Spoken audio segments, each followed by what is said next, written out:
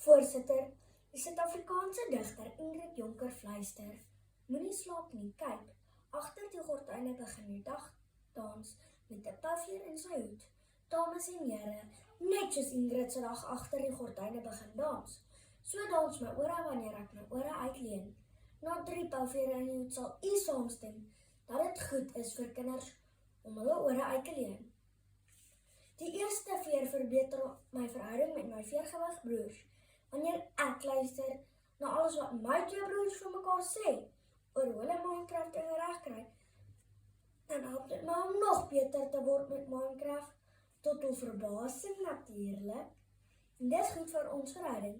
Die ontwikkelingssielkundige Michael Lamb van Cambridge Universiteit skryf in sy boek Sibling Relationships dat jonger kinders dikwels by ouer broers of susters dinge leer. Wanneer dit gebeur, verbeter dit ook hul verhouding. Ja nee, ek stem beslis saam. So dit is goed vir kinders om hulle ore uit te leen, want dit verbeter hul verhouding met hul sibbe. Tweedens, verbeter dit ons algemene kennis. Die sielkundige Dr. Paul Harris van Harvard Universiteit skryf in sy boek Trusting What You're Told dat kinders wat na ander mense se geselsies luister, hulle algemene kennis uitbrei. Kinders verstaan nie altyd presies wat gaan verwag nie, maar dit is goed vir hulle algemene kennis. Dankie Dr. Paul, jy's 'n ster.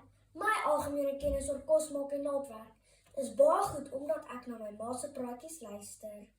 Dames en here, as ek my graad 3 juffrou reg verstaan, is dit goed vir kinders om 'n goeie algemene kennis te hê. Met die laaste puffer maak ons 'n draai by professor John Locke, 'n taalwetenskaplike wat sê dat kinders se sosiale vaardighede verbeter wanneer hulle na groot mense se gesprekke luister.